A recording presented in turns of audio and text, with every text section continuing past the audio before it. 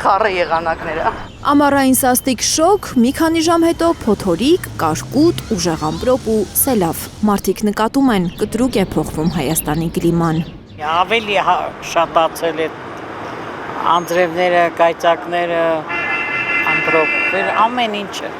Շատ ավելի ուշ է գալիս ամառը, ոնց որ թե ձմռանն էլ ավելի մեղմ է լինում։ Կայծակի ձայնից արթնացա լուսադեմի ժամավայցին։ Լուսադեմին շատ երևանցիներ են լսել ուժեղ կայծակի ձայնը։ Չեն հիշում վերջին անգամ երբ է Հայաստանում այսքան ուժեղ որոտ եղել։ Շատերի կարծիքով եղանակի փոփոխությունների պատճառը նաև մարդն է։ Կարծում եմ, թե պատերազմական շրջանից, կրակոցներից, ԱԹՍ-ների հետ կապված այդ ինչ-որ նմանատիպ գործողությունների պատերազմական երևի հնարավոր է նաև դրանից լինի։ Օզոնի շերտը անկախ ամեն ինչից վնասվում է, չէ։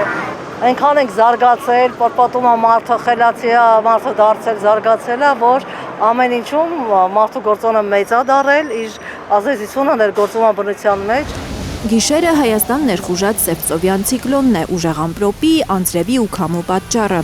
ասում է օդերևութաբան Գագիկ Սուրենյանը։ Հիդրոմետրը 3 հայտարարել էր, որ Սևծովից ներթափանցող ցիկլոնի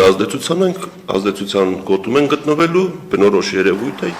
Ցիկլոնը մնալու է Հայաստանում մինչև հունիսի 27-ը։ Հանրապետության շատ շրջաններում երեկոյան անձրև, որոշ տեղերում կարկուտ կլինի։ Հունիսի 24-ից 27-ը ընկած ժամանակահատվածում, հատկապես գիշերը եւ հետկեսօրյա ժամերին, երեկոյան ժամերին, հանրապետության շրջանների մեծ մասում կդիտվեն ամպրոպային բնույթի կարճատև անձրևներ ժամանակ առ ժամանակ։ Առանձին հատվածներում կրկին կտեղա կարկուտ։ Ցիկլոնը իր հետ ցուրտ օդային հոսանքներ է բերել։ Այսօրվանից 4-ից 5 աստիճանով իջնելու է ջերմաստիճանը, նորից բարձրանալու է հունիսի 28-ին։ Հունիսի 28-ից 30 ընկած ժամանակահատվածում հանրապետության տարածքում մի փոքր մոտ 2-ից 4 աստիճանով օդի ջերմաստիճանը կբարձրանա։ Գագիկ Սուրենյանի կանխատեսմամբ հուլիսը շատ շոգ չի լինելու, բավարար տեղումներ են սպասվում։ Լիլիթ Գասպարյան, Հայկ Ավանեսյան, Աշոտ Մնոյան, Հայլուր։